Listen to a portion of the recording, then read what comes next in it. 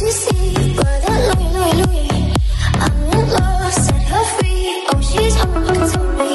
potes, tout le monde, c'est Isma, j'espère que vous allez bien. On se retrouve aujourd'hui pour une nouvelle vidéo après 2 semaines que j'en ai pas fait. Donc vous le savez évidemment que Jean-Michel Aulas a été remercié, donc on va en parler pendant, je pense, assez longtemps dans cette vidéo.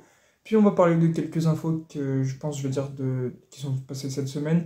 Il y a quand même pas mal de stats, je pense pas que je vais les dire dans cette vidéo parce que comme j'en ai pas fait la semaine dernière, elle durait limite 40 minutes si je disais tout ce qu'il fallait que je dise. C'est des petites stats qui sont pas très intéressantes, on les dira dans la prochaine vidéo, mais elles font toujours plaisir à entendre. Donc on va commencer cette vidéo avec la partie Jean-Michel Aulas qu'on doit vraiment remercier parce que c'est le plus grand président du foot. Les émotions sont arrivées, mais ça on va en parler juste après les gars, c'est parti pour la vidéo. Donc j'imagine, depuis le début de la semaine, Jean-Michel Aulas et John Textor ont trouvé un accord commun pour que les deux parties se séparent et puis du coup Jean-Michel Aulas démissionne. C'est malheureux, on l'a pas vu venir tout de suite, on pensait que ça allait arriver peut-être dans 3 ans comme c'était dit dans le contrat. Mais malheureusement ça a été plus rapide que prévu, c'était peut-être le temps de tourner la page, ça je suis d'accord avec cette idée.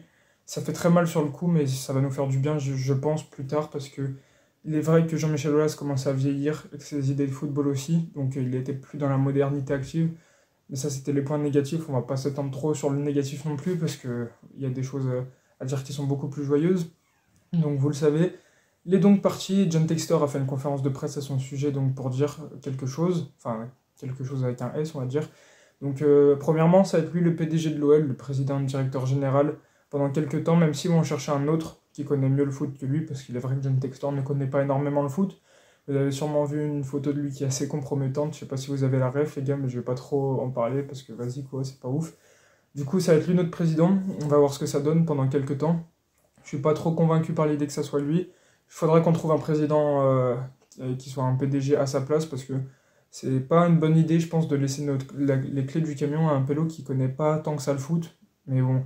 On va voir et on espère que ça va pas couler parce que depuis le temps qu'on dit que l'après Jean-Michel Aulas va être dur, et bah ça a commencé maintenant. C'est le début d'un nouveau chapitre, d'un nouveau livre qui s'écrit de notre histoire de l'Olympique Lyonnais. Il faut en prendre conscience. C'est très difficile de prendre conscience qu'après 36 ans de règne, Jean-Michel Aulas laisse la main comme ça. On pensait qu'il allait finir sur un trophée, sur un D1, enfin une Ligue 1, une Ligue des Champions, je sais pas, peut-être une Ligue Europa. Elle aura fait plaisir, très très plaisir d'ailleurs. Limite la Coupe de France, j'aurais été l'homme le plus heureux du monde. Enfin bon, ça fait chier qu'ils partent maintenant, en plein milieu de la saison. Donc John Textor a dit aussi qu'il allait prendre un directeur sportif qui sont déjà en train de chercher des pistes. Donc ça fait du bien. Ponceau Chéroux devrait sauter, j'espère. Chéroux, c'est presque sûr. Ponceau, on ne sait pas encore, mais il faudrait qu'il saute parce que cet homme n'y connaît rien au foot. Il nous faut un directeur du football, ça il l'a dit aussi. Il a dit qu'on va agrandir la cellule de recrutement, donc ce qui veut dire que Chéroux devrait sauter. Donc il y aura plus de scouts, il y aura un directeur de la cellule de transfert, et on va surtout beaucoup plus se moderniser dans cette cellule en utilisant plus les data comme l'a fait Toulouse par exemple, ce qui leur a permis de dénicher quand même pas mal de joueurs qui se congratulent par une Coupe de France cette année notamment. Donc par exemple on pense à leur milieu offensif néerlandais, qui est un très bon joueur, un très bon tireur de coups francs, Van den Boomen je crois qu'il s'appelle si je confonds pas avec quelqu'un d'autre. Donc franchement, ça va faire du bien, il va falloir faire un rafraîchissement.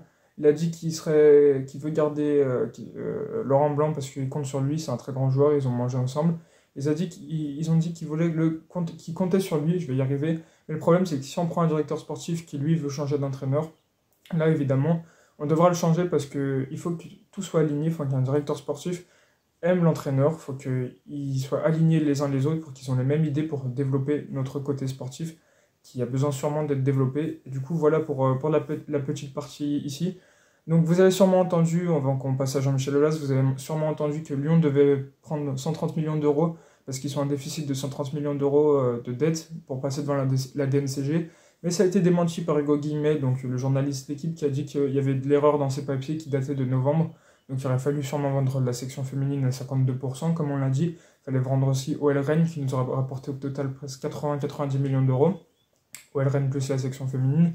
Mais c'est faux, du coup, il nous faudra beaucoup moins d'argent pour passer devant la DNCG. J'ai pas les chiffres de ce nouveau rapport, mais en tout cas, voilà cette petite info qui fait quand même plaisir, parce que les 130 millions d'euros, je t'avoue, flemme de les trouver, même avec la vente de Mal Augusto, même avec la vente de la section féminine et de notre club partenaire féminin, enfin bref.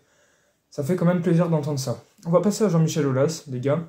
Alors, le plus grand président sûrement de l'histoire du football, de l'histoire du sport, qui a permis d'avancer, de développer les clubs de foot en mode entreprise de mélanger l'entreprise et le football, le business donc et le football, de nous hisser comme l'un des plus gros clubs français alors qu'on était en Ligue 2, enfin en D2, au moment où il nous a pris il y a 36 ans.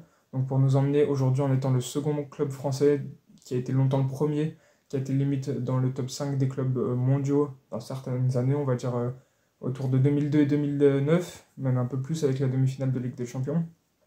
C'est assez triste de le voir partir et malheureusement de le voir quitter l'institution.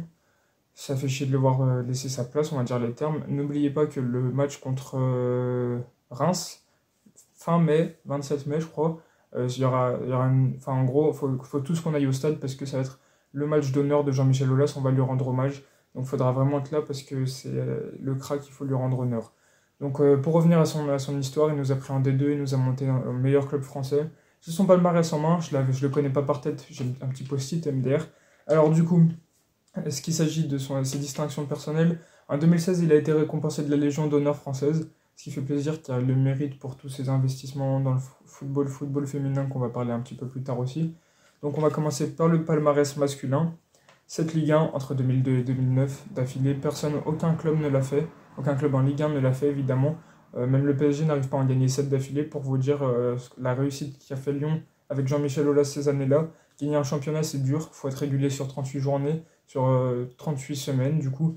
Et donc il faut vraiment être bon tout le temps et ne pas laisser de faux pas. Et on a gagné à 1 point contre Lens le premier championnat. Donc vraiment en gagner 7 d'affilée, c'était vraiment très fort. Et jamais aucun club français n'a réussi à le refaire comme je l'ai dit. Du coup on a gagné aussi une Ligue 2 en 89. Donc c'était quand Jean-Michel Aulas nous a pris, enfin un peu après qu'il nous a pris je crois. Du coup il nous a monté en Ligue 2 direct. La saison d'après on était en Coupe d'Europe pour vous voir la montée en puissance de Lyon, ça faisait plaisir. Ensuite il a gagné 2 Coupes de France, 2008 et 2012. On pensait gagner, enfin pouvoir au moins participer à la finale cette année, ça s'est pas passé comme prévu contre Nantes, mais tout ça n'est pas de la faute du président. Il est clair que c'est la faute des joueurs. 7 trophées des champions, donc entre 2002 et 2009 il y en a eu 5 ou 6. Il y en a eu 6. Et en 2012, la dernière, donc la même année qu'on a gagné la Coupe de France, un trophée qui ne sert pas à grand chose, on va pas se mytho, mais qui fait toujours plaisir dans les lignes de palmarès. Ensuite, pardon. On a gagné je vais y arriver, on a été 2 fois en demi-finale de Champions League, ce qui montre aussi que Lyon était présent en Europe, même si ça s'est jamais mieux passé qu'on le pensait. En quart de finale en 2005, je crois, si je dis pas de conneries, non, en 2007.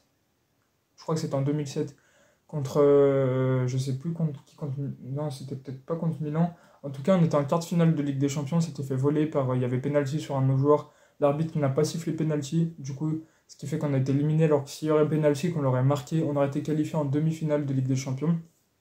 C'est l'année où Mourinho l'a gagné avec Porto, du coup je crois que c'était en 2004, ouais je sais plus exactement l'année où c'était les gars, mais en tout cas on s'était fait voler, et c'était l'année je pense où les journalistes le disent, c'était l'année où Lyon aurait pu gagner la Champions League, c'était l'année où on était le mieux fait pour aller la gagner.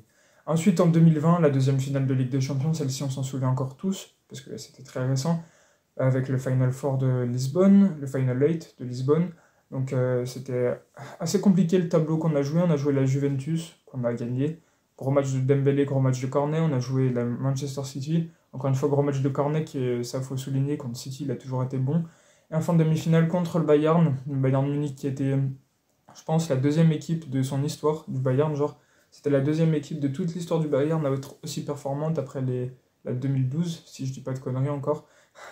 Et du coup, on a perdu alors que le PSG se tapait Leipzig, se tapait l'Atalanta Bergame, et eux sont allés en finale. Heureusement, ils ont perdu contre le Bayern, j'aurais eu tellement les morts, parce qu'avoir affronté tellement de beaux joueurs, de belles équipes, et de perdre contre le Bayern, alors que peut-être si on a joué contre Leipzig, contre l'Atalanta ou contre le PSG, soit les 3 équipes qui restaient, à part le Bayern, enfin franchement, je pense qu'on aurait eu moyen de gagner et d'aller en finale.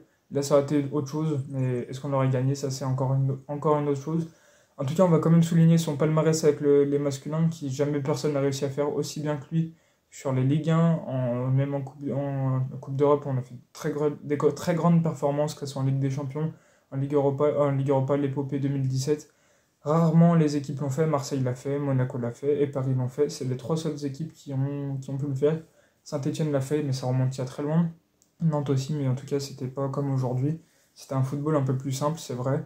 Et du coup, voilà pour le palmarès masculin, on passe au palmarès féminin.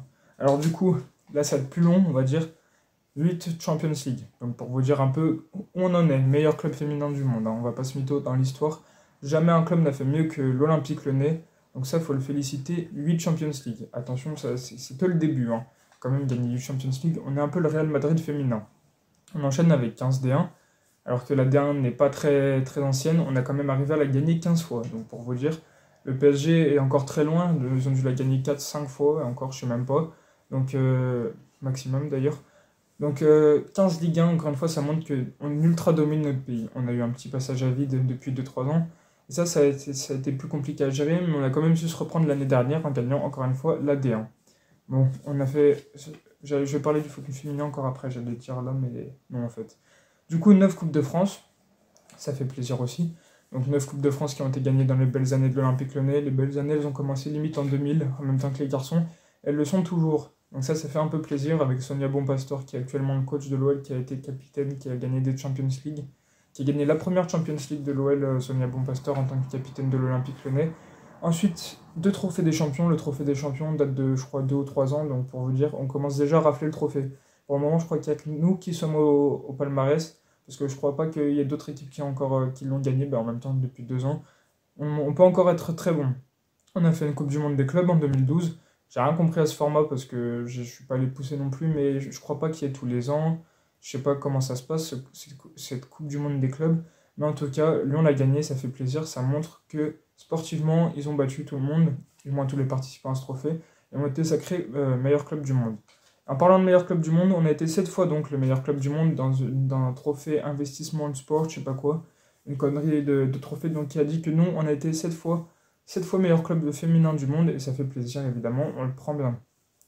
Restons encore sur le foot féminin. En 1989, vous savez où était le football féminin. Je prends une année un peu après le développement, un peu après que Aulas soit rentré à l'OL.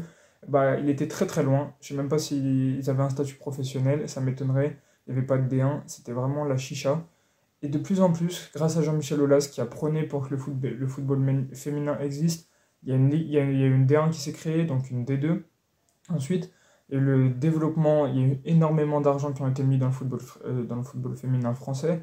Il y a eu la création d'une partie football féminin dans la fédération, donc, qui aujourd'hui s'est développée en Ligue féminine de football qui prendra part dès l'année prochaine, ça on y reviendra dans quelques secondes. Ensuite, Jean-Michel Aulas a ouvert sa section féminine, il a commencé à investir beaucoup d'argent, à prendre des joueuses performantes, a ouvert un centre de formation féminin, et qui ont fait le développement un peu autonome de l'Olympique Lyonnais. J'allais utiliser un terme de SVT, mais finalement, genre autotrophe, genre une cellule qui se suffit à elle-même. Donc ça a été l'Olympique Lyonnais, féminin du moins, donc qui s'est suffi à lui-même pour se développer, et c'est ce qu'elle a fait, et c'est ce qu'ils ont fait. Et du coup, ils se sont développés, et en se développant, ils ont fait développer les autres équipes, parce que oui, il fallait que ça suive derrière. Les autres se sont inspirés de Jean-Michel Aulas, ils ont commencé à se développer aussi.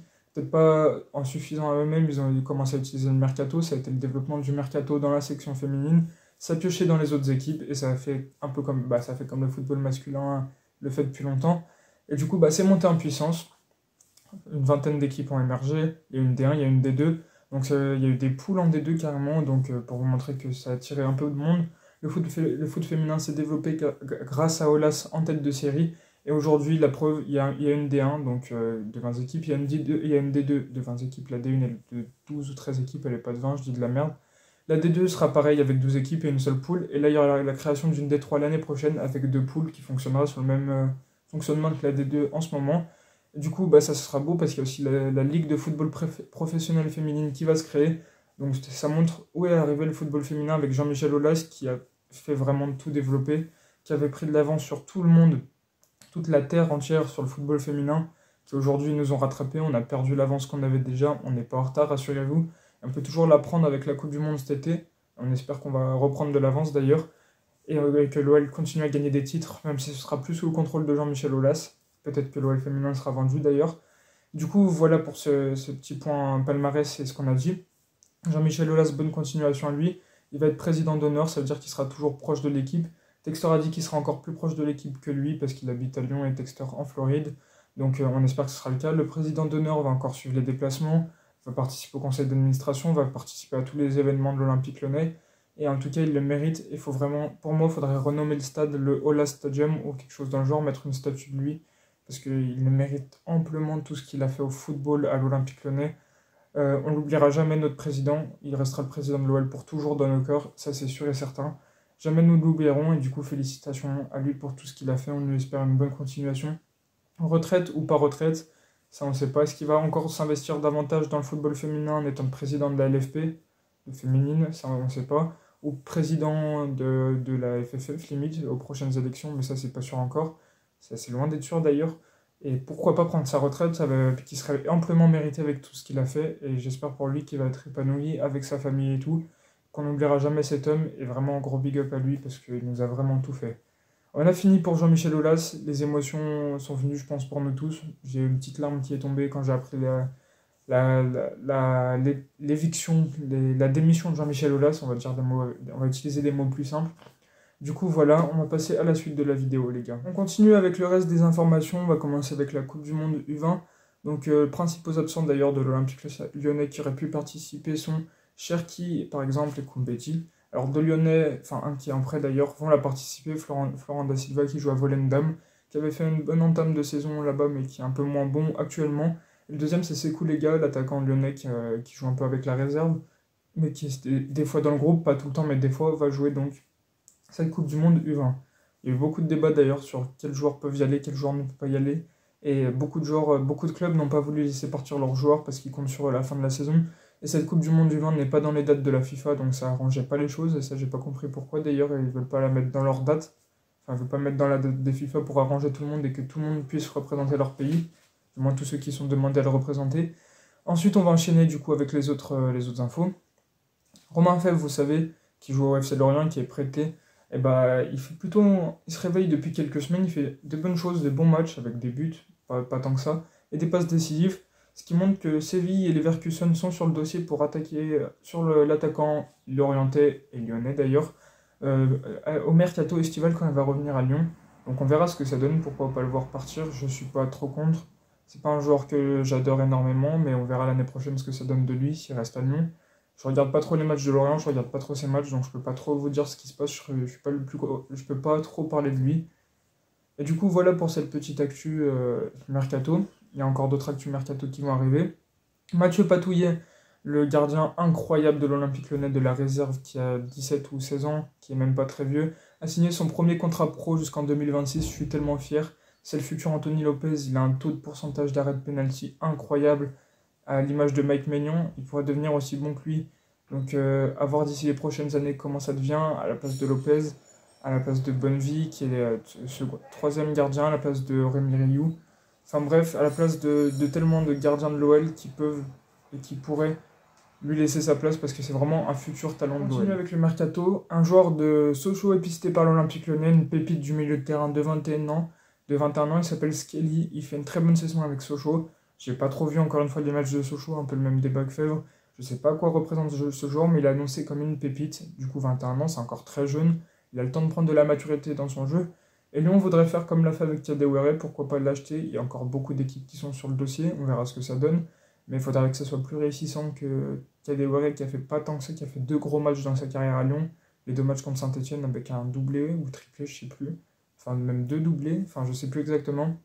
En tout cas, j'espère que ce sera un bon joueur qui va prendre de la maturité. Pourquoi pas le voir entre René Saune? On ne sait pas, je ne veux pas trop m'étendre sur le sujet, je ne connais pas le joueur. On va continuer sur Lukeba. Lukeba qui est pisté encore une fois par une équipe anglaise, on avait vu Chelsea. Cette semaine, c'est Tottenham qui l'aurait dans ses petits papiers. Donc Tottenham qui est en recherche de défenseur et d'un gardien par la même occasion.